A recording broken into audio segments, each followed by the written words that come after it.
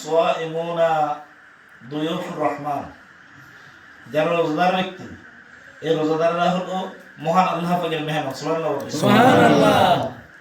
তো আল্লাহ পাকের মেহমান আমরা হতে পেরে খুশি না বেজার? খুশি। আল্লাহ পাকের মেহমান যারা হতে পারে তারা আমাদের সৌভাগ্যবান। আল্লাহর আকাশের নিচে জমির উপর আর কেউ নাই। আল্লাহ পাক এই মাহে রমজান রোজাটাকে ফরজ করেছেন শুধুমাত্র ইমানদারদের জন্য। কার জন্য? ইমানদারদের জন্য, কোনো কারোর জন্য না। পৃথিবীতে অসংখ্য জাতি আছে, অসংখ্য মানুষ আছে, সবার জন্য মাহে রমজান রোজা ফরজ করা হয় নাই। আল্লাহ পাকের অসংখ্য সৃষ্টি মাখলুক আছে, এদের জন্য রোজা ফরজ না। কেবলমাত্র আল্লাহ পাক বলছেন ইয়া আইয়ুহাল্লাযিনা আমানু, হে ঈমানদাররা, কুতিবা আলাইকুমুস সিয়াম, আমরা রব্বুল আলামিন তোমাদের উপর কি করলাম? মাহে রমজান মাসে রোজা কি করলাম? ফরজ করে দিয়েছি। সুবহানাল্লাহ, সুবহানাল্লাহ। আর এটা অন্য কারোর জন্য না। আমরা যারা আল্লাহকে বিশ্বাস করি, আল্লাহর ঈমান আছে, ফরজ যারা বিশ্বাস করি, হিসাব নিকাশ যারা বিশ্বাস করি, আমাদের জন্য চলে যাবে জি, অন্য কারোর জন্য না। এখন এই রোজা পাওয়ার পরে আপনাকে 15 ঘন্টা 16 ঘন্টা 17 ঘন্টা রোজা রাখা লাগবে, না খেয়ে থাকা লাগবে, হ্যাঁ, অনেকগুলো নিয়ম কানুন মেনে চলতে হবে। এটার জন্য ভয় পাওয়ার কোনো কারণ নাই। এই জন্য আল্লাহ আয়াতের সামনে আগে বলছেন ওয়াল্লাযিনা মিন ক্বাবলিকুম লাআল্লাকুম তাত্তাকুন, এটা শুধু তোমাদের জন্য নয়, তোমাদের পূর্ববর্তী জাতি যারা ছিল তাদের জন্য বিভিন্ন ভাবে রোজা কি ফরজ করা হয়েছিল। এতে তোমরা ভয় পেও না যে আমরা কেমনে এক মাস সিয়াম সাধনা পালন করব, আর এর মাধ্যমে লাআল্লাকুম তাত্তাকুন আশা করা যায় তোমরা মুত্তাকি হতে পারবে। সুবহানাল্লাহ।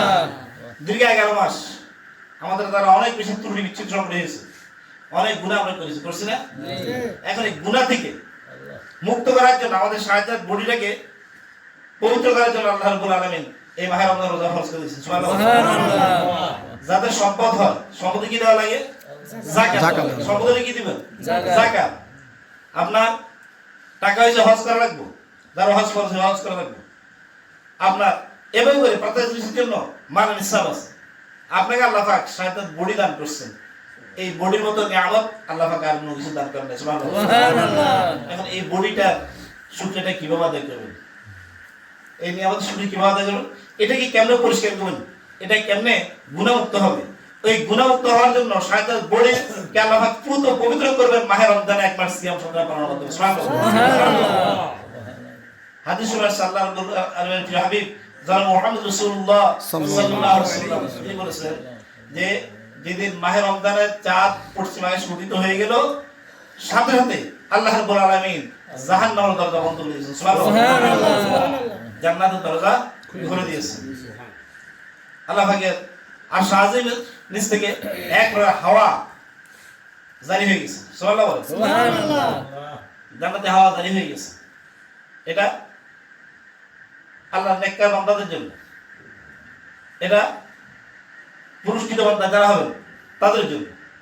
সুতরাং আমরা যারা ইমানদার, আমরা যারা নিজেকে মুসলমান বলে দাবি করি, অন্তত আমরা এই মাসটা চেষ্টা করবো কোন অবস্থাতে আমাদের নামাজটা যেন না ছুটে, এবং বা জামাতে পড়ার চেষ্টা করবো। একদিন ছুটতেই তো না দেখি বা জামাত। নাম্বার 2, রোজাটা আমরা রাখবো ভাই। তো রোজা শুধু ফ্যাট দিয়ে যে আমরা না রাখি, ফ্যাটের রোজা আল্লাহর কাছে কোনো দাম নেই।